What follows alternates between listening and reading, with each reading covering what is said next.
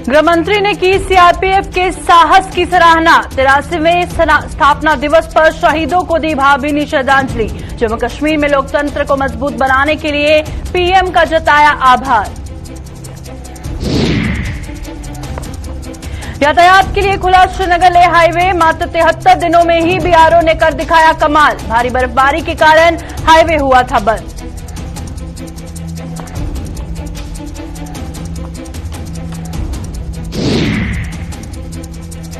मंडियों में सस्ता होने के बावजूद लोगों को खूब रुला रहा प्याज। मनमाने दाम वसूल रहे दुकानदार, मूकदर्शक बना प्रशासन।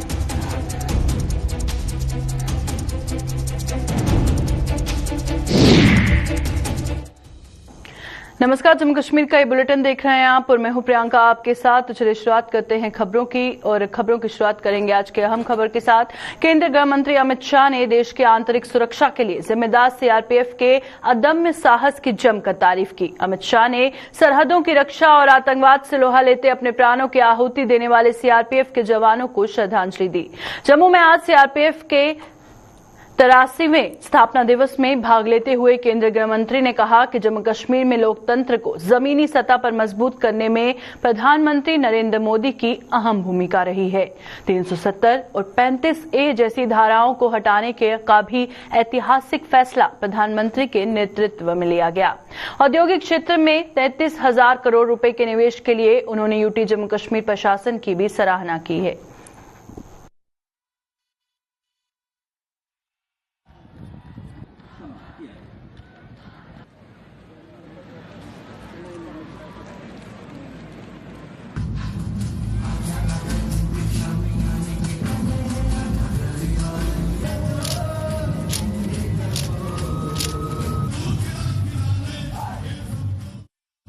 औद्योगिक विकास भी देश की आजादी से लेकर अब तक जितना इन्वेस्टमेंट जम्मू कश्मीर में आया है, हमारे एलजी साहब यहां बैठे हैं, मैं उनको बहुत बहुत मनोज जी को बधाई देना चाहता हूं कि 33,000 करोड़ से ज्यादा का इन्वेस्टमेंट जम्मू और कश्मीर के अंदर जमीन पर उतारने में जम्मू कश्मीर प्रशासन को सफलता मिली है।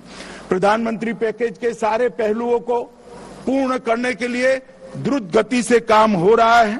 हर घर जल, बिजली हर घर पहुंचाना, कोरोना के लिए एक अद्भुत व्यवस्था खड़ी करना, हर घर में शौचालय पहुंचाना, हर घर के अंदर आयुष्मान भारत का कार्ड पहुंचाना, ये सारी योजनाओं में 100% सैचुरेशन जम्मू कश्मीर लाया है। इसके लिए जम्मू कश्मीर प्रशासन बहुत बहुत बधाई का हकदार बनता है। सड़क निर्माण में सारे रिकॉर्ड तोड़ते हुए ये 5 साल के अंदर सड़क निर्माण आजादी के बाद सबसे तेज रफ्तार के साथ हुआ है।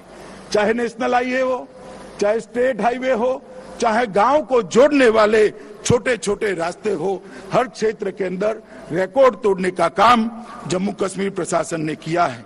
7 नए मेडिकल कॉलेज बने हैं, 2 एम्स बने हैं, 21 जल विद्युत योजनाओं को शुरू कर दिया गया है और इसके साथ साथ हर क्षेत्र के अंदर पारदर्शिता को लाने में जम्मू कश्मीर सरकार को बड़ी सफलता मिली है। आजादी के बाद पहली बार भ्रष्टाचार के विरोध में एक बहुत बड़ा अभियान दोनों प्रकार से किया गया। भ्रष्ट लोगों को नसीहत करने का भी अभियान लिया गया और सिस्टम के अंदर से, प्रशासन के अंदर से भ्रष्टाचार कैसे नाबूद हो, इसके लिए भी एक बहुत बड़े बदलाव करने का काम जम्मू कश्मीर प्रशासन ने किया है। मैं आज इस मंच पर से जम्मू कश्मीर प्रशासन को भी बहुत बहुत बधाई देना चाहता हूं।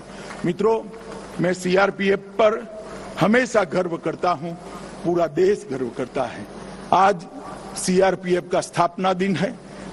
ये 3,25,000 जवानों का समूह आज के दिन देश की आंतरिक सुरक्षा और देश की सुरक्षा के लिए अपने आप को पुनः समर्पित करे और सीआरपीएफ का जो ऐतिहासिक रिकॉर्ड रहा है, ऐतिहासिक कार्यकाल रहा है, इसको आगे और तेजस्विता के साथ बढ़ाने का हम सब संकल्प करें। यही आप सबसे अपेक्षा भी है और यही आप सबसे अभ्यर्थना भी। मित्रों, भारत सरकार ने एक निर्णय अभी अभी किया है कि सभी सीएपीएफ उसका वार्षिक परेड देश के अलग अलग हिस्सों में मनाया जाएगा। इसके पीछे उद्देश्य यह है कि देश की सुरक्षा, सीमाओं की सुरक्षा और आंतरिक सुरक्षा में लगे हुए सभी सीएपीएफ संगठन अलग अलग हिस्सों में जाकर देश की जनता से आत्मीय संबंध बनाए और देश की संस्कृति के साथ घुल मिलकर अपने आप को सदैव ड्यूटी के लिए समर्पित करें। इसी कार्यक्रम के तहत आज सीआरपीएफ की वार्षिक परेड ऐतिहासिक शहर जम्मू में आयोजित की गई है। सीआरपीएफ के 83वें स्थापना दिवस की खुशियां आज 176वीं बटालियन ने भी हर्षोल्लास के साथ मनाई। 176वीं बटालियन के टंगमर्ग के वारीपुरा टंगमर्ग स्थित मुख्यालय में आज आयोजित एक कार्यक्रम के दौरान जवानों ने खूब रंग जमाकर देश सेवा का प्रण लिया।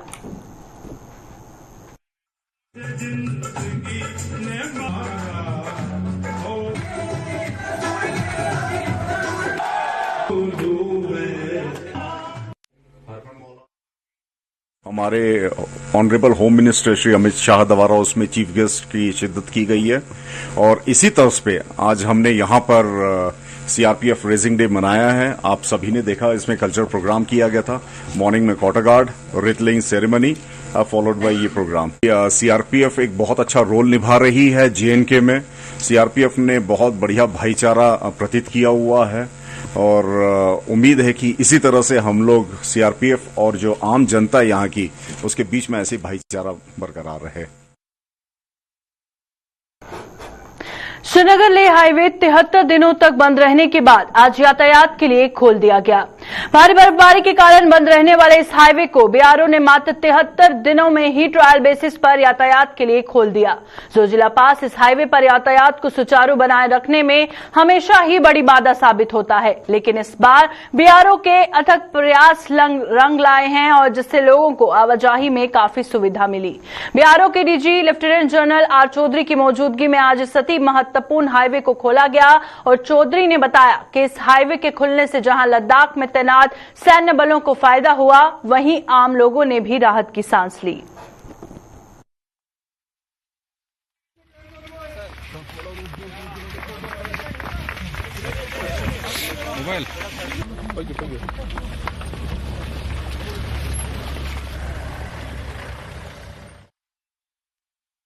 और इस साल हमने इसको 73 दिन में खोला।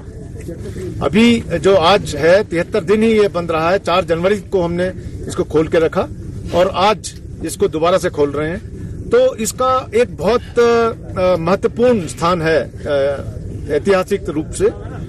इसके क्या हमारे फायदे हुए उससे पहले मैं आपको ये बताना चाहूंगा कि केवल ये रिकॉर्ड नहीं है, ये एक हमारी जो मानसिकता थी, जो हम सोचते थे कि भाई ये 6 महीने तो बंद ही रहेगा और 6 महीने से पहले नहीं खुल सकता, कभी कभी हम 5 महीने में भी खोल देते थे, लेकिन उसको हम तोड़ना चाहते थे। और वो आज हमारे जो बहादुर कर्मयोगी हैं दोनों प्रोजेक्ट के, बीकन और विजायक के, उन्होंने एक करके दिखाया है। ये बहुत बड़ी उपलब्धि है। सामरिक दृष्टि से यह है कि जो हमारे ट्रूप्स लद्दाख में डिप्लॉयड हैं, उनकी जो एयर मेंटेनेंस होती है वो अब जितना जल्दी रोड से हो पाएगी, उससे उनको अपनी जो भी चीजें हैं, फ्रेश है, उनके एम्यूनिशन, लॉजिस्टिक्स, जो भी रिक्वायरमेंट है वो जल्दी पहुंच पाएंगे। और जो हमारे लद्दाख के निवासी हैं, आवाम है वहां पर, कारगिल के लोग हैं, उनको जो 6 महीने तक चीजें नहीं मिल पाती थी, जो वैली से आती हैं, बहुत सारी चीजें, सब्जियां हैं, मेडिसिन हैं, बाकी जरूरी चीजें हैं, वो जल्दी मिल पाएंगी। उससे न केवल उनका ट्रेड और कॉमर्स बढ़ेगा, बट उनका जो एक खुशहाली फैलती है लोगों में, आवाम में, जो हमारे बाशिंदे हैं दोनों तरफ, उनके अंदर एक बहुत ज्यादा खुशी की लहर है, उसको बयान नहीं किया जा सकता है। तो इसका इम्पैक्ट बहुत ज्यादा है। हमने पिछले साल भी जब इसको 110 दिन तक जल्दी से खोल दिया, उसके बाद में एक स्टडी की और उस स्टडी से हमें मोटे मोटे तौर पे ये मालूम चला कि जितना जल्दी हम खोलते हैं तो उससे हमारे को एक दिन की कम से कम भारत सरकार को 7 करोड़ की बचत होगी। जम्मू की थोक मंडी में प्याज इस समय 18 से 22 रुपए के बीच बिक रहा है, लेकिन बाजार में लोगों से प्याज विक्रेताओं द्वारा मनमाने दाम वसूले जा रहे हैं, जिससे आम लोगों में भारी नाराजगी है। प्याज के थोक व्यापारियों ने इसके लिए खाद्य विभाग को जिम्मेदार ठहराया है और व्यापारियों के मुताबिक सब्जी और प्याज के दामों पर नजर रखना विभाग का काम है और उसे मनमाने दाम वसूलने वाले दुकानदारों के खिलाफ कड़ी कार्रवाई करनी चाहिए। व्यापारियों के मुताबिक आने वाले कुछ दिनों में प्याज के दामों में और भी कमी आ सकती है। मेरे ख्याल में जितने भी मंडियां हैं जाके चेक करना चाहिए, जैसे रेडियो लगी है, कुछ लगी है, उनके ऊपर एक रेट लिस्ट होनी चाहिए। रेट लिस्ट होगी तो गाहक को पता लगेगा, और नहीं अगर रेट लगाई है उसकी चेकिंग करो। हम बिल देते हैं उनको, पक्का बिल देते हैं हम। जहाँ से अगर 20 रुपए ला रहा है तो 40 रुपए कैसे बेच रहा है वो? उस रेडी को उठाओ, उनको अंदर करो। में जो आज की पोजीशन रेट है 18 से लेकर 22 रुपए किलो तक प्याज बिक रहा है। बाकी देखो ना, हमारी तो होलसेल मंडी, हम तो हमारी मंडी का रेट ही बताएंगे ना। बाकी रिटेल में बाजार में क्या बिक रहा है क्या नहीं बिक रहा है, इसके लिए चेक के लिए डिपार्टमेंट बना हुआ है पुणे सप्लाई का। वो सरकार को चाहिए ना थोड़ा उनको पता करें मार्केट में क्या रेट माल बिक रही है। हमारी मंडी में आज का रेट है 18 से 20 भी है, 21 भी है, 22 भी है। आने वाले दिनों में इसमें और कटौती होगी। प्याज 1500 रुपए से लेके 20 रुपए किलो के अंदर विद इन मंथ क्या विद इन वीक 10-15 दिन में प्याज और नीचे जाने की संभावना है। प्याज अभी तेज नहीं होगा क्योंकि सभी स्टेटों से क्रॉप निकल पड़ी है, नई फसलें चलने वाली है। प्याज अभी 20 के अंदर रहेगा और सस्ता आने को लोगों को लगेगा भी, खूब खाएं, खूब एंजॉय करें। 20 से अंदर ही प्याज उनको मिलेगा ज्यादा महंगा रेट पे। जम्मू कश्मीर में पुरानी पेंशन स्कीम को बहाल करने की मांग जोर पकड़ती जा रही है। National old pension restoration front ने जम्मू में आज एक हस्ताक्षर अभियान चलाकर इस मुहिम में मुलाजिमों का समर्थन हासिल किया। फ्रंट का कहना है कि नई पेंशन स्कीम मुलाजिमों के हित में नहीं है, लिहाजा इसे रद्द कर पुरानी पेंशन स्कीम को बहाल किया जाना चाहिए।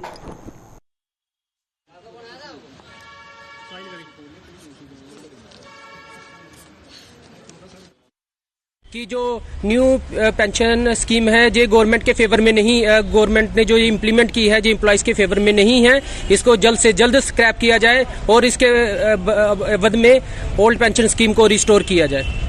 इसके बाद ये सारी सिग्नेचर कंपनी के जो एज ए रिकॉर्ड अपने पास रखेंगे और हम गवर्नमेंट को इसके साथ मेमोरेंडम सौंपेंगे कि और ये मैसेज कन्वे करेंगे गवर्नमेंट को कि ये सभी एनपीएस एम्प्लॉय जिन्होंने इसके ऊपर सिग्नेचर किए हैं ये सारे के सारे ओल्ड पेंशन के फेवर में हैं और उनको जल्द से जल्द ओल्ड पेंशन को बहाल करना पड़ेगा। अलबत्ता आने वाले समय पे इनको बहुत बड़ा एक हजूम सड़कों पे नजर आएगा जो ओल्ड पेंशन बहाली की मांग करेगा। जम्मू के भाजपा के पार्षदों ने बिजली किराए की वसूली के लिए चलाए जा रहे अभियान का हवाला देते हुए सरकार से लोगों को राहत देने की मांग की है। वार्ड नंबर 38 के पार्षद और सोशल जस्टिस कमेटी के चेयरमैन सुरेंद्र शर्मा ने जम्मू में आज एक प्रेस कॉन्फ्रेंस के दौरान उपराज्यपाल से लोगों को राहत देने की अपील की और उन्होंने देनदारों का सूद माफ करने और किराया भी किश्तों में वसूलने की जरूरत पर बल देते हुए कहा कि अगर ऐसा होता है तो ही लोग किराया चुकाने में सक्षम हो पाएंगे। सरकार से ये निवेदन करना चाहता हूँ आपके माध्यम से कि हमारी सरकार ऐसे गरीब लोगों का जो किराया है वो माफ करे और जो देने वाले लोग हैं वो बाई इंस्टॉलमेंट वो दे और जो उसका सूद है वो खत्म कर दिया जाए। जो असली रकम है वो ही ली जाए, वो भी इंस्टॉलमेंट पर ली जाए। तो जो आगे का स्मार्ट मीटरों का किराया है उसको लागू किया जाए, वो हमारे लोगों की ये डिमांड है। हमने अपने अपने वार्डों के अंदर लोगों की राय लेकर आज हम लोग यहाँ पर बैठे हैं और आइए अपनी डिमांड को एलजी साहब तक इसको पहुँचाना चाहते हैं। जम्मू में अपना जनाधार बढ़ाने में जुटी पीडीपी का काफिला अब फिर से बढ़ने लगा है। जम्मू में आज पार्टी मुख्यालय में आयोजित एक कार्यक्रम के दौरान कई युवाओं ने पीडीपी का दामन थामा और पार्टी के महासचिव अमरीक सिंह सहित अन्य नेताओं ने इन युवाओं को पीडीपी में खैर मकदम किया।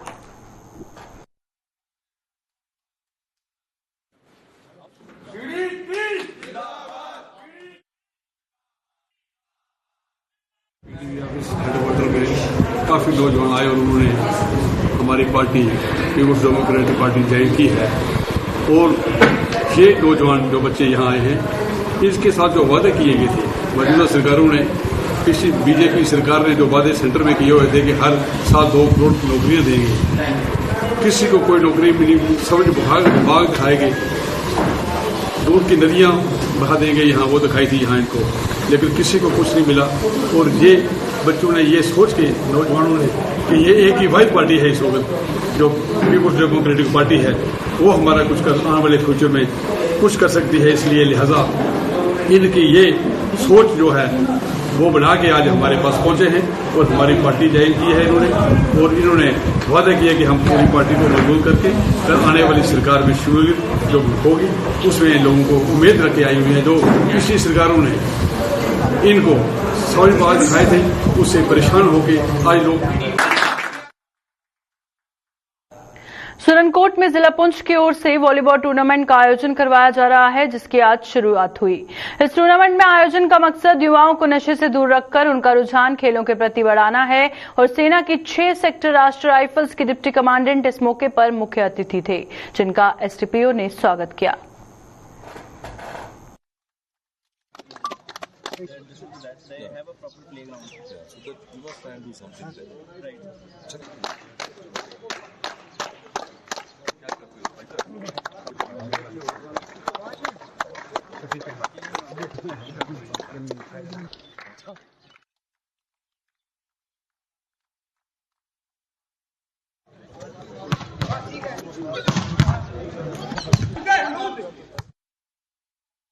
पुलिस का, डिस्ट्रिक्ट पुलिस पुंछ का हम शुक्रिया अदा करते हैं कि उन्होंने यहाँ पर एक स्पोर्ट्स इवेंट करवाया है और आज उसकी शुरुआत हुई है।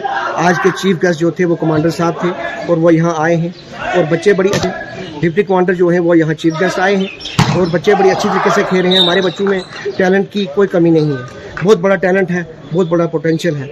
और जिस तरीके से हमारे बच्चे यहाँ अपना ध्यान भटक के ड्रग की तरफ जा रहे हैं, तो ये बड़े ज़रूरी इवेंट होते हैं कि जिससे पुलिस का और बच्चों का तालमेल आपस में बढ़ता है। हाँ, इनमें अच्छे प्लेयर भी हैं, मगर थोड़ा यहाँ ग्राउंड्स की कमी है, जिसकी वजह से बच्चों को मौका नहीं मिलता है खेलने का। तो मैं एडमिनिस्ट्रेशन एलजी गवर्नमेंट से भी चाहूँगा कि यहाँ जितने भी ग्राउंड हैं उनकी तरफ तवज्जो दी जाए और यहाँ अच्छे ग्राउंड बनाए जाएँ, जिससे हमारे बच्चे आगे बढ़ें। मौजूदा सरकार द्वारा जनता को सड़क, बिजली और पानी जैसी मूलभूत सुविधाएं उपलब्ध करवाने के बड़े बड़े दावे कर रही है, लेकिन सरकार के इन दावों में कितनी सच्चाई है, इसकी पोल खोल रहे हैं जम्मू के ब्लॉक बलवाल के मोहल्ला गरैथिया के लोग। इन लोगों का आरोप है कि आजादी के 73 वर्ष बीत जाने के बाद भी वो लोग सड़क जैसी बुनियादी सुविधाओं के लिए तरस रहे हैं, लेकिन उनकी कहीं भी कोई नहीं सुन रहा। इन लोगों के मुताबिक चुनावों के दौरान हर सियासी पार्टी का उम्मीदवार उन्हें सड़क सुविधा उपलब्ध करवाने का वादा करता आया, लेकिन चुनाव होने के बाद उन्हें कोई भी नजर नहीं आता। सर, हमारे गांव का नाम है सर मजाली गांव है, सब हमारे गांव का नाम है गरैथिया मोहल्ला। तो सब जब से आज़ादी हुई है तो सबसे हम यहाँ पे रोड बनाए नहीं है, तो सर यहाँ पे ना गाड़ियाँ का सुविधा ना कुछ है, बाइक भी नहीं आएगी। जैसे बरसात आएगी यहाँ पे देख रहे हो खड्ड बनी हुई, यहाँ पे पानी इतना आता है कि यहाँ पे दिखाई नहीं देता कुछ आगे से। फिर यहाँ पर मतलब कि अगर कोई कल पे यहाँ पे कोई बीमार हो जाए तो जाना कैसे पार हमने, तो बंदा पार नहीं जा सकता यहाँ से, तो फिर वहाँ पानी का बहुत पंगा बनता है वहाँ पे आके। यहाँ पे हम सोचा था कि हम सरकार को वोट देंगे, सरकार हमारा कुछ करेगी, सरकार ने कुछ नहीं किया, सिर्फ वोट लेते हैं, कुछ करते नहीं। रविंदर सिंह बोलते हैं हम बैठे हैं, करता कुछ नहीं हुआ है। अब क्या कहना चाहेंगे हमारे चैनल के माध्यम से? हम ये कहना चाहते हैं कि हमारा रोड बनाया जाए, मतलब कि पूरा बनाया जाए, वहाँ से लेके मजाली से यहाँ तक पूरा रोड बनाया जाए हमारा पूरा। और सर बड़ी मुश्किल है सर, सबसे ज्यादा मुश्किल तब आती है जब किसी की शादी होती है ना, तो कोई रिश्ता वगैरह जब कोई करने आता है इधर, तो पहले ही बोल देते हैं देख के जी इसकी हालत की, जहाँ कोई रोड की सुविधा ही नहीं है और कैसे वहाँ वो जंगल टाइप वगैरह बना रहता है, तो बड़ी मुश्किल आती है। तो क्या सर, जब से मेरा जन्म हुआ तब से ऐसे ही देख रहे हैं, पहले इतने पत्थर लगे होते थे मोटे मोटे, अब तो थोड़ा बहुत ये है बस, खाली कुछ नहीं, ऐसे ही है जो भी है बेकार। सुनिए इतना जब बरसात का टाइम आता है तो इतना कीचड़ होता है, बड़ी बुरी हालत होती है। बुजुर्गों के लिए कितना मुश्किल है? बड़ी मुश्किल होता है सर, बड़ा ज्यादा। क्या हमें कुछ खुद नहीं पता था कितने टाइम की, सब बहुत पहले की है सर ये रोड की प्रॉब्लम। सर जब से देख रहे हैं हम सब रोड ऐसा ही है सर, तब से सर आते हैं सर बोट वाले, जब बोट की बारी आती है तो मांगने के लिए आते हैं, तो उसके बाद सिर्फ ये बोलते हैं कि हाँ बना देंगे, पर बोट के बाद कोई नहीं आता सर इधर। सर बहुत बुरी हालत है रोड की हमारी। आपके भारत भूषण जी वो डीडीसी भी हैं, एमएलए भी यहाँ के रहे हैं, क्या लगता है कि उनको बोला है, उन्होंने काम किया है? सर बोला तो है सर, वो आए नहीं कभी यहाँ पे, देखा नहीं उन्होंने कभी यहाँ पे आके। सर आना चाहिए उनको भी, देखना चाहिए। रोड बड़ी बुरी हालत है, बहुत मुश्किल होती है सर। स्कूल के बच्चे अब छोटे छोटे जो भी हैं सर, उन्होंने स्कूल जाना होता है, बारिश होती है सर यहाँ पे तो काफी पानी खड़ा हो जाता है सर, निकल नहीं पाते वो बच्चे स्कूल। ना गाड़ी की सुविधा भी नहीं है, कुछ नहीं है सर, ऐसे ही।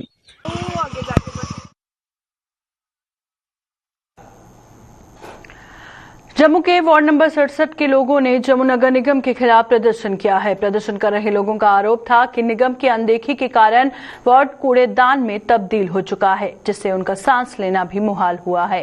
इन लोगों के मुताबिक वो कई बार अपनी इस परेशानी को लेकर जम्मू नगर निगम से गुहार लगा चुके हैं, लेकिन अभी तक निगम ने उनकी कोई सुनवाई नहीं की और उन्हें प्रदर्शन करने पर मजबूर होना पड़ा। ये वार्ड नंबर 67 मुट्ठी का मसला है।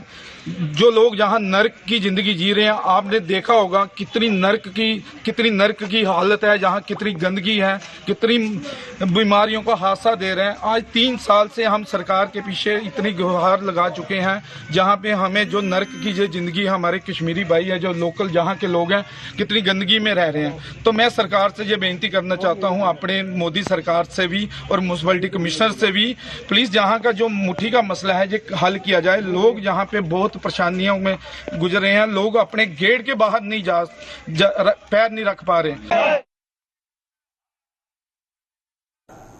बाड़ी ब्राह्मणा में 2 ट्रकों के बीच हुई टक्कर में ट्रक चालक और सहचालक गंभीर रूप से घायल हो गए।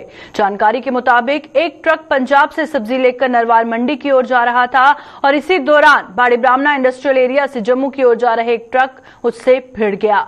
हादसे में ट्रक चालक और सहचालक गंभीर रूप से घायल हो गए, जिन्हें इलाज के लिए अस्पताल पहुंचाया गया। ये ट्रक का मसला यह है क्योंकि स्पीड च है, क्योंकि अगू गड्डी आई, गड्डी आने कारण ये है कि जेड़ा इहने पैरा फुर्जे बनाए दा इहदे कारण जेड़ा कि गड्डी एक्सीडेंट हुई है। 2 लोग ड्राइवर कंडक्टर 2 ही। ये कोई 11:30-12 बजे की गल है।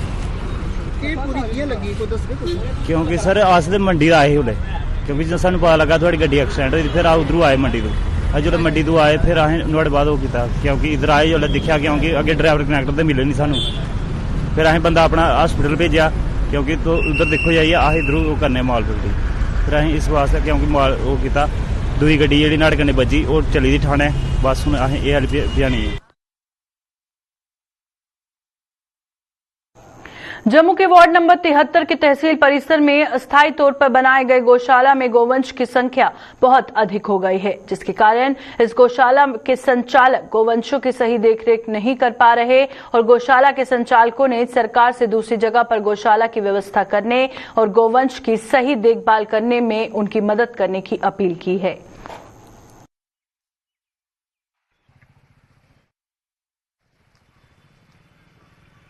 एक घाड़ीगढ़ के पुलिस पोस्ट के नियरेस्ट में तहसील कम्प्लेक्स था, जो हमने सरकार के कई अधिकारियों से बात करके इस तहसील कम्प्लेक्स में गौ को डाला था। जो गायें कश्मीर वगैरह में गौ तस्करी के लिए जाती थी, उन ट्रक को जब्त करके पुलिस के साथ मिलकर के इस तहसील कम्प्लेक्स में हमने एक सुरक्षित स्थान पर इन गायों को रखा था। अब ऐसा है कि कुछ गायें जो गांव पशु हैं वो बढ़ चढ़ के अब बढ़ गए हैं, तो जिस कारण से यहाँ पे जगह का बहुत दिक्कत हो रही है। कुछ गांवों को खाने के लिए चारा भी नहीं मिल पा रहा है, क्योंकि बड़े सारे एनिमल्स हो गए हैं। यहाँ पे अभी 150 के करीब पशु हैं, जिस कारण से कुछ को खाना मिलता है और कुछ को नहीं भी मिलता है, क्योंकि स्थान भी कम है। मैं आपके चैनल के माध्यम से देश के गृह मंत्री साहब आज जम्मू कश्मीर के दौरे पर आए हैं। मैं गृह मंत्री साहब तथा उपराज्यपाल मनोज सिन्हा साहब से आग्रह करता हूँ कि इस इमारत को तहसील कम्प्लेक्स के लिए ही शुरू कर दें, लेकिन एक ऐसा खाली स्थान हमें स्थान दिया जाए म्युनिसिपैलिटी से बात करके, जिसमें ये शिफ्ट हो जाएं, ताकि इनको पूरा टाइम टू टेबल इनका शेड्यूल, डॉक्टर वगैरह की चेकिंग वगैरह भी करके इनको अच्छे से रखा जाए। कि आप ये देख ही रहे हैं कि यहाँ ये इस गौशाला को हमने एक स्थान लिया था गौशाला के लिए, जो कि गायें कश्मीर के लिए जाती हैं उनको पकड़ कर यहाँ रखते हैं।